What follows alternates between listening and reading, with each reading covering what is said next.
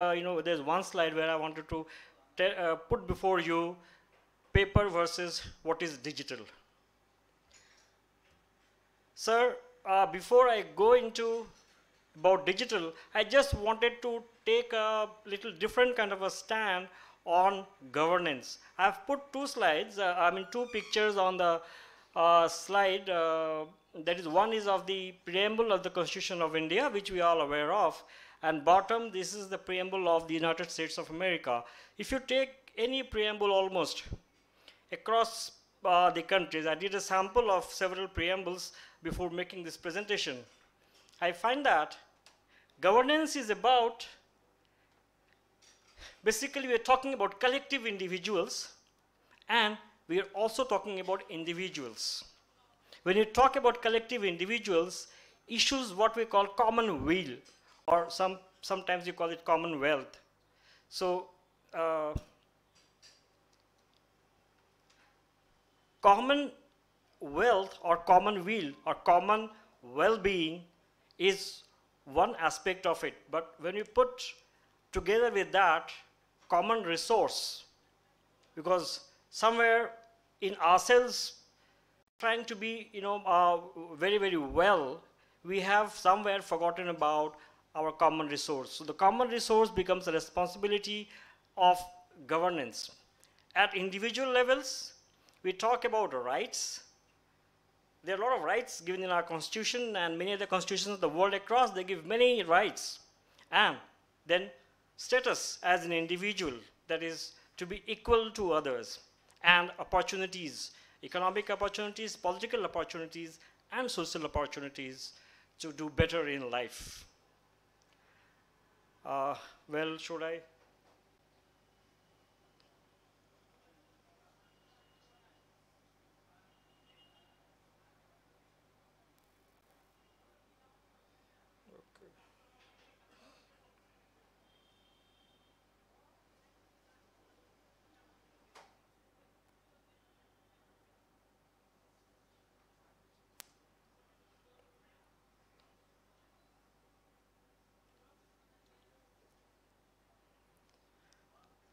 Well, when we talk about our decision making in the government, I think you were all very, very experienced people. You have rendered human service during your time in the government. There is always a kind of a clash between the collective and the individual. Now, I just wanted to put before you that actually what is collective and what is individual, and can actually we draw a line on that. And to do that, I have taken help of my favorite lawgiver,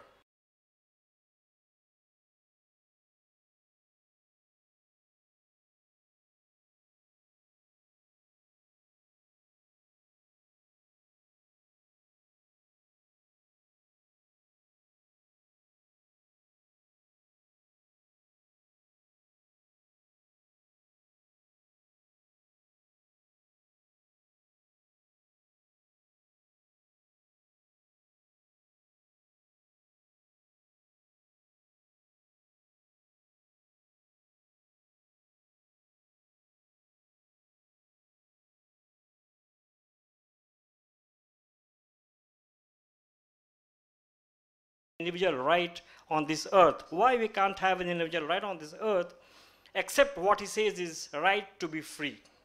According to Immanuel Kant, the only right probably that we can have as an individual is right to be free.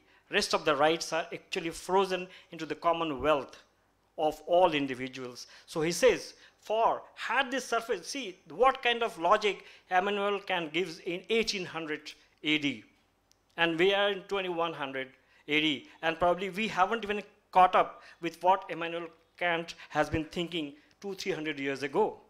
For had the surface of the earth been an infinite plane, men could have been so dispersed upon it that they might not have come into any necessary communion with each other, and a state of social community would not have been a necessary consequence of their existence upon the earth. which means that if you take Earth as infinite, because all the economics that we do, we assume that the Earth is infinite, the environment is infinite, the natural resources are infinite. So if it was indeed infinite, there would not be any society on the Earth. Now, the last quote, which I am taking again from Immanuel Kant, and which I feel is that is where we must think in our governance about what is individual and what is collective. All men are originally in a common collective possession of the soil of the whole earth. Communio fundi originaria. This is the basic philosophy that Kant is talking about, communio fundi originaria. And they have naturally each a will, that's a free will to use it, lex justi, but on account of the opposition of the free will of one to that of the other, in the sphere of action, which is inevitable by nature, all use of soil would be prevented. Did not every will contain at the same time a law for the regulation of the relation of all wills in action, according to which a particular position can be determined by to everyone upon the common soil, which means that basically we cannot have a right on the earth, a right to till, a right to agriculture, right to plow, right to grow crops, or right to build a house. That right is what Immanuel Kant questions. That right is given to us by each one of us. So when we say in our preamble that we give our constitution to ourselves, in the same manner, we all give this right to all of us, assuming that none of us is going to hurt the right of the others. So that's a basic philosophy of individual versus collective governance. Now, it's a very, very tough thing to actually achieve that. In fact, I tell you, you cannot achieve this kind of level of governance unless the kind of technologies that are going to come in future actually become operative. Now, if you look at the collective versus the individual governance, when I say collective governance, like giving good health services to all, good education to all, good environment to all, could be collective governance, which is not very easy to deliver. But then I want a birth certificate, I want my passport, I want my visa, I want my, some permission, I want a school admission. That is what I seek as individual. If you look at these three graphs, these graphs are taken from World Bank, a 2016 report on the world development, which talks of, you see, there are three graphs. The first one talks about digital adoption by the businesses. If you look at the curve, the first is businesses, the second is people, and third is the governance. I want you to look at the scatter of the graph. That is what is important for us to understand, that digital adoption by businesses looks like pretty good. You have almost a kind of a straight line, almost 45 degrees line. Digital adoption by people is almost a 60-degree line, which shows that it has a higher adoption, because individually we are really very, very amenable to digital technology, because this gives us benefit, individual benefit. So everywhere there's been a good adoption. In fact, if you look at 30 years or 20 years of e-governance in the country as a whole, we are mostly doing, governance of the individual, the individual requests, individual demands, and individual services. But if you look at digital adoption by the government as a whole, it's almost like it's a scatter. It has no direction. You could draw any, starting from 10 degrees to 70 degrees, you could just draw any line on this. That is because when you talk about governance, governance actually is very difficult when you talk of collective governance. And as a result, adoption of technologies, especially even digital technologies in the governance world, is very, very tough, very, very uphill, and almost undaunting.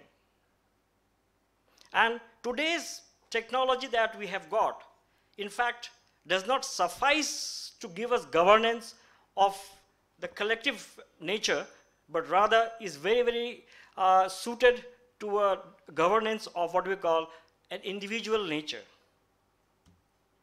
Now, you look at this. This curve will tell you, ultimately, the host of services, the host of activities, the host of economic activities that each one of us is performing on a daily basis. The governments performing, the companies performing, the people performing. What is the adaptability, the digital adaptability of these different professions as of now? There's a complete scatter over there. If you see, the x-axis is intensity of use of ICT. On the y-axis, the probability of adoption of ICT. You will see that there's a wide,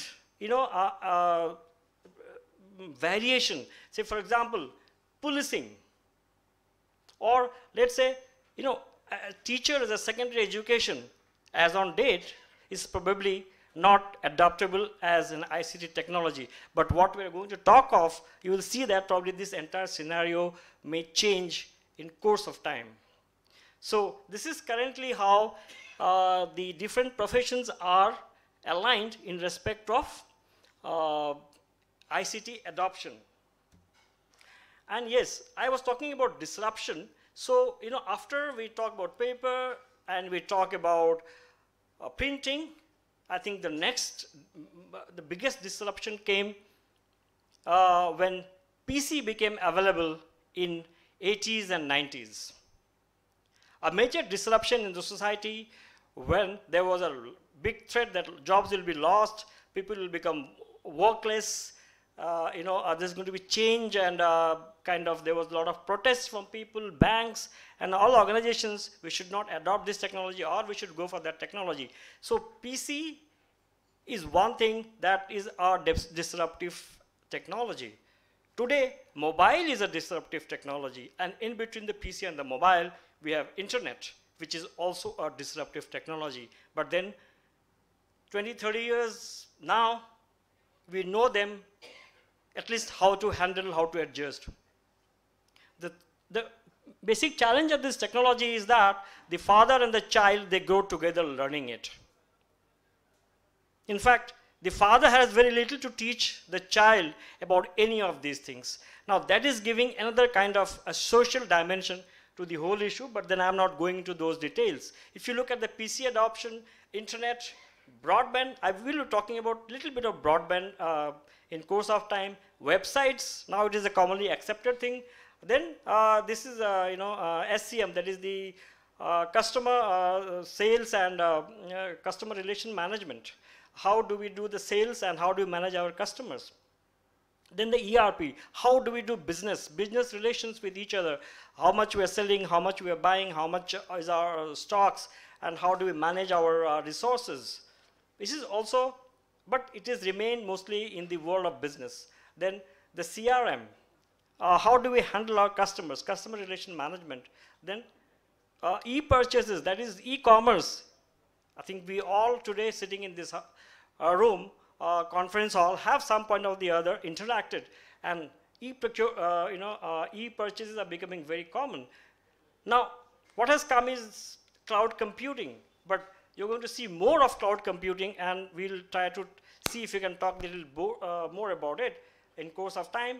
Electronic sales, cloud computing, ERPs, companies are adopting, but the adoption is very low. Then RFID tags are there, but then it is not going that way because of mainly that the biggest, the salesman, that is the government, is not able to adopt it the way it should have been there. Our assets are being managed even without any ERP. There are hardly any ERPs in the government. So that is the reason these RFIDs are actually at the low edge of adoption. But all these malls and storehouses are full of RFID technologies. Now, when we actually want to talk about digital technology, then we need to ask, in respect of governance, that whether a service is deliverable digitally or not. If deliverable digitally, then what do we do? If not, then what do we do? So there is a kind of a yes and no question that has been framed here. That is, do citizens have an incentive to monitor a particular service, or is the delivery actually a routine task that we keep doing it repeatedly, and the outcome of the service, can it be monitored regularly? So based on this, if you see the different services, it's just examples of different services, like teaching, policing, and management, they come at the low end of ICT adoption. cash transfers, registration, filling of taxes, forms, they come at the highest. Today, which technologies have taken to ICT? That's the top one, the cash, transfers, registration, e-filing. Those are the ones which has taken the top rank because they are most easily monitored, they are most easily made available, and you do not want to waste your time at the window. But otherwise, if you see, there are so many other services like construction of roads, healthcare, financial management, and so many other things, they just fall in between. But what I'm going to tell you is that probably these things are going to change. And now, the most important thing that we need to actually address when we talk about digital platform. Okay, I'm really sorry I didn't, though I tried to define what is governance, but I did not define what is digital. The main reason being that probably it's an experience we all have, and it's a very multitude of experience, and we do talk about how it brings efficiency, transparency, accountability in our systems. So I have taken it as granted. Now, what enables ICT penetration is basically the connectivity. Now, look at the picture of the connectivity. This is not, this is nothing, it's by the World Bank. And what it is talking about is that today only 1.1 billion of the 7 billion people are only connected on high-speed internet. High-speed internet would mean either a DSL cable or optic fiber or 4G kind of a connection. And most of the people across the world, they are actually only on a kind of a feature phone or some kind of a mobile connectivity. There are still 0.5 billion people who are not connected at all. So if you look at this entire spectrum, 2016, this report belongs to 2016. So in 2016, our smartphone penetration was just about 30%. So which means if a country of about 1.3 billion people, 1 billion people were deprived of smartphones, which means that a smartphone would not work unless you have actually 3G, 4G. So which means that 1 billion people were actually connected only by 2G. So by and large, there are 2 billion people across the world who are only connected by kind of, just some kind of connectivity. So 3.2 billion people who have some kind of internet, 1.1 billion people who have good internet, and the rest of them actually don't have internet. So given this status of connectivity, how we can actually think of talking about digital technologies? Now that's a very big challenge. It's a very big challenge because network is something like our nerve. It is easy to develop your main artery and veins, but as you go into your cells to feed every cell, you need a lot of nerve network.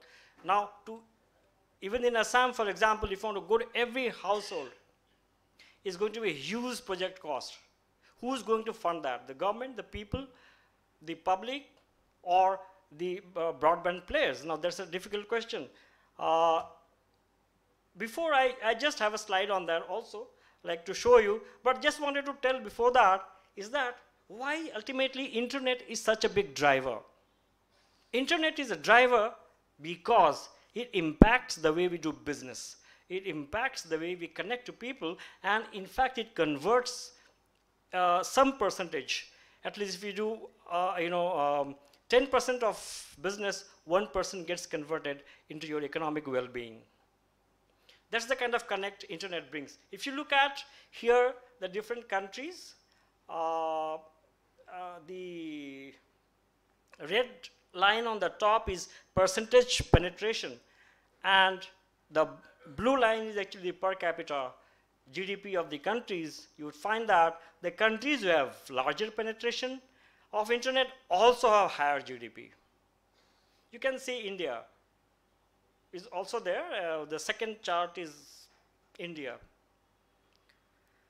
So it is not a coincidence. It is because internet allows to do business, and communities can interact profitably with each other.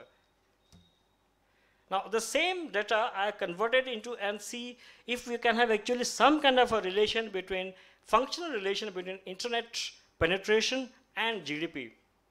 You see, it's a, if you look at the percent of penetration, if it is 1, you are going to get almost this e to the power 4.6 thing would be almost kind of a factor of 98 or 99.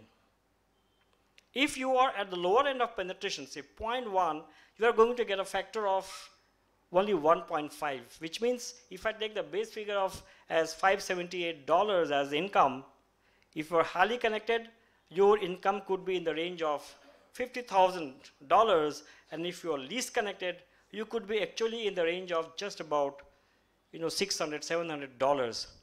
So internet connectivity actually pays. That is how it is proven, and that is why the governments are trying to penetrate into as far as possible into the rural areas and bring people on board. And that is what actually brings us to challenge of this kind of, I'm talking about the challenges of the existing ICT or digital technologies. The ICT penetration itself, internet is not enough. In fact, we need devices to connect. We need smartphones, we need computers, we need laptops, we need tablets. So those devices also need to go to those villages. Then internet, yes, it is required. And then digital literacy, people need to understand how do they use the internet and how do they actually connect their devices and how can they conduct business. So that knowledge also needs to be imparted to people, what we call in form of digital literacy. And then the governments, they need to build that digital infrastructure. Typically, a digital infrastructure would consist of networks and bandwidth. Connected institutions, how many schools are connected on the internet? How many schools have computers? How many hospitals have connected on the internet? How many hospitals have computers? Like that, how many of our educational institutions or other institutions of public use are on the internet and connected? Then data centers. Where do we do, what do we do with the data that is generated? Where do we store that? That is about data centers, storage, and where from the computing power is going to come. So that is given by the data center kind of infrastructure. Then that is not enough. You need a service delivery platform. You need the applications. You need the portals. You need the web, the different program logics which go into making a business, whether it is the front end or at the middle layer or at the back end of your system. That actually make you do the transactions, that they make you do the interactions. So we need those service delivery platforms which are nothing but basically the codes of software that run on the system. Then security. You are all aware about security, cyber security. I do not want to actually harp much on this. And the biggest of its challenges is scalability. You may set up an infrastructure, digital infrastructure, one time, but digital infrastructure grows into days and months and years. What was good 2 years ago may not be good today. So we have a kind of a race for legacy. Whatever you are doing, what we call, whenever we inaugurate something, we say it is the state of the art. And you find that after 2 years, someone comes and says, hey, where is this is legacy. And public doesn't understand that what is happening, that what was state of art yesterday is actually now become a legacy. So the reason is that whatever we design, we cannot design good enough. That is one challenge of the digital technologies. How good design we can do. Design at the operating system level, design at the application level, design at the hardware level, and design at the non-IT components. If you have this room, how much cooling this room can have, how much power this room can have, that also impacts your infrastructure. So the infrastructure is connected. IT and non-IT components put together make the digital infrastructure. Any one of them is constrained, means you cannot expand and you cannot scale up. So these are the challenges. Most of the projects in the government sector are suffering from this, what we call scalability issues. And we take huge amount of money to set up, and then again a huge amount of money to actually disassemble them. Now I was talking about, I'm just trying to come to a little bit of 1 or 2 slides on local. Typically trying to touch Assam. I don't have many slides on this. That is, you know, you see the map of Assam. What we did was that we took, this was prepared in March 2017 based on the actual data of all the mobile towers that we had at that point of time in the state. Be it BSNL, Airtel, Aircel, Reliance Jio, Vodafone, all the GPS locations of all the towers and what type of tower it is, whether it is a 2G tower, whether it is a 3G tower, 4G tower, every kind of tower was collected GPS point. It was plotted based on an average radius of 2.5 kilometer, assuming that a 2G tower would have a coverage of about 3 to 4 kilometers. A 4G tower would not go beyond 400, 500 or 600 meters max. So taking a ratio of this, we plotted this and we found that, you see, out of 78,000 square kilometer of the state's area, only 34,000 square kilometer is covered. So that's not even 50%. And situation today would be improved, but not much. Maybe you have added 10 or 12% more. Then you look at the uncovered areas in the mainland meaning we are leaving away the hills and other shore areas. That's about 27,000 square kilometer. That's a huge area on the mainland itself which is not covered. Tea garden areas. If you look at all the tea garden areas, we have mapped all the tea garden areas here. You cannot see that much. The red patches are the tea garden patches. 703 square kilometer of areas, which is uncovered, huge area. Then chore areas. I think it's, I can't read it properly. It's something like 2,000 kind of a square kilometers. Then the border areas. You see the all the green patches of the forest that you see all along the state. These are the border areas and a lot of people inhabit those areas. So those are the areas where we have about 13,000 square kilometer uncovered area. So this is the situation of physical mobile connectivity. And as late as just 2 months back, we had a meeting with the telecom authorities. When we told them that what we are going to do about this connectivity, they said that it is very difficult, so we are going to give you 2G towers. So our Honorable Chief Minister asked them that in 2018, as per projection of 2010, you are going to give 2G towers to our people. What kind of connectivity is this? Which means these 40% of the areas which are actually uncovered by these remote areas, chore areas, tea garden areas, they are going to just get a feature phone kind of a connectivity. Which means even after waiting for so many years, say 10 or 12 years of mobile service in the state, they will still not be able to get the state-of-the-art connecting technology. So this is a major challenge in states like Assam, Arunachal, Nagaland, and the story would be same for all northeastern states. So when we talk about ICT and digital technology, the first thing that comes to mind is how we do connect. And connectivity has a really huge cost that we have to bear in mind. Okay, this is just one slide on what looks like our Assam state's own core digital infrastructure. This has been mostly set up by the IT department in the government of Assam. Just talk about some of these points to put a perspective in front of you, to put a local perspective before you actually think of other things about digital technology.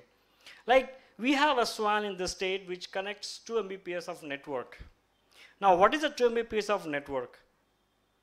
To be plain and simple, it means that suppose you're doing a water pipe project and your water tank is on top of one of these hills in Guwahati, and you have a huge tank over there and you are laying a 6-inch pipe from there to your distribution point in main city centers, and from there you are putting another 6-inch pipe down to the roads, and from that last box you are again doing a 6-inch pipe and giving it to every household. So which means that from the water tank in Guwahati city, we are doing a 6-inch pipe network end to end from the tank to the household. Now you can all understand nobody is going to get water, because the topology of the network itself is distorted. The main supply pipeline should be at least 4 times, 5 times bigger, which means it should be 26 inches or 24 inches or 12 inches or something like that. And then when you go down, the half inch. So, a half-inch pipe. I'm sorry for saying it 6-inch. So half-inch pipe, so it has to be more. So when you go to the streets, the pipe has to be bigger than half-inch, maybe 1.5 or 2 inches. So if you do not do a network like this, you are going to have a choked water supply.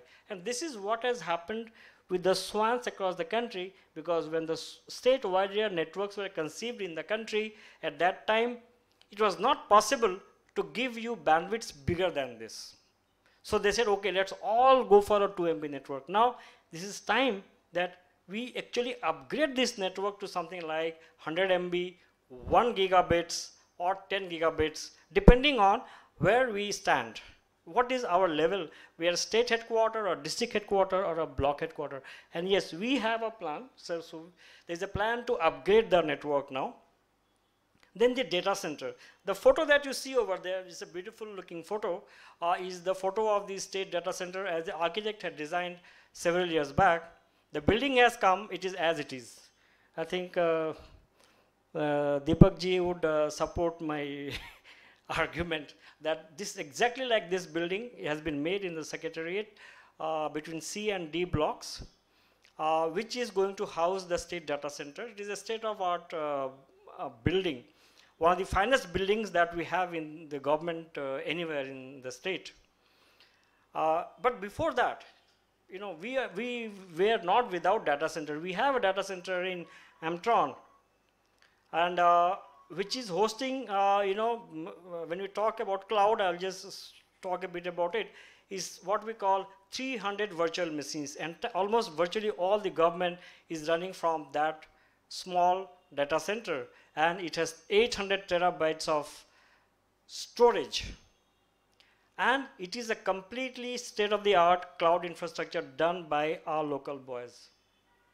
So the data center that we have in Amtron is one of the small but very beautifully architectured data center which is serving the government well. And one of the we talked about service delivery platform. We have the network, we have the data center, then what is the service delivery platform? E-District is the name of the project which gives us a kind of a service delivery platform where citizens can get access to those. I was talking about the individual services. You can get your permanent PRC, residence certificate, income certificate, delayed birth, delayed death certificates, and the like. So far in last 2.5 years, 12.55 lakh services have been delivered through that platform. You don't have to actually go to any office. You can sit from the comfort of your home or go to a common service center and apply. In case you want to go to an office, there is a public facilitation center set up there, so you can take the services from there. Now, what is the core of this e-district service is another service delivery platform, what we call the service delivery gateway. Now, that gateway is something which is a little difficult for me to just explain in words. What it does is, it's a kind of a rotary which connects to different portals, different departments. For example, when you apply for PRC and there is a requirement of police verification, then it doesn't ask what to do. It knows that there is a police verification request. The police verification request is routed automatically to the police project, that is the CCTNS, that is the Central Criminal Tracking Network system. So it goes to the CCTNS server, connects, and then the local Thana, the station house officer, he looks at it and finds out whether your name is there in the record or not, and he sends in response back. It comes to the gateway configures it and sends back to the circle office where your application is pending for verification. Circle officer looks at it, and if it has to be okayed, he okays and sends to the deputy commissioner. So this is a kind of an automated response system at the back end which connects to different departments. That is a service delivery gateway. It connects to different portals. In fact, we are making a new gateway for our government. Already the work is going on. This is going to be a very beautiful piece of software. Now, what we are doing in the e-district, we are just giving plain paper digital certificates like this that you can see over here. When you want to apply for some service, almost there are 12 or 13 services people are taking benefit of. The best part of this service certificate is that it is never duplicate, which means it is always original. You can take n number of printouts. So when it is lost, you do not have to go and file an FIR that I have lost my PRC or I have lost my this delayed birth document or whatever. So it is always in original. You can just go and take a printout. That is one thing. Second thing is somebody who wants to verify that actually whether this is just piece of paper or someone has issued or signed it. So there are two numbers over there. There is a number and there is a QR code at that black thing that you see. You can scan it and see it on the internet, or you can put that number and it will take you to the website of the portal of the e-district, and will tell you that yes, whether this certificate was issued or not. We were the first in the country. In fact, Assam State was the first in the country under e-district program to give a certificate which was digitally verifiable on the internet in the public domain. So this project is really a kind of milestone. Now, when we talk about digital certificates, and that actually brings us, okay, fine. Before that, there are so many other things that the IT department or Amtron we keep doing. One of the things that we just to give you a local context was that how the revenues are going up in the government by putting these e-governance systems in place. This is one example. I have not taken the data of the Revenue and Excise Department prior to computerization. It was started last year, March. And by May, the system picked up. And you can see the blue lines are the revenues that have gone up during last year. The yellow lines are the revenues of the current year. They already had notched, which means that the fully online system, in fact, there are very few departments in the country who have taken bold step of computerizing the excise department. Assam is one of them. West Bengal is there. Kerala is there. There are not many states who have taken this bold step. So if you look at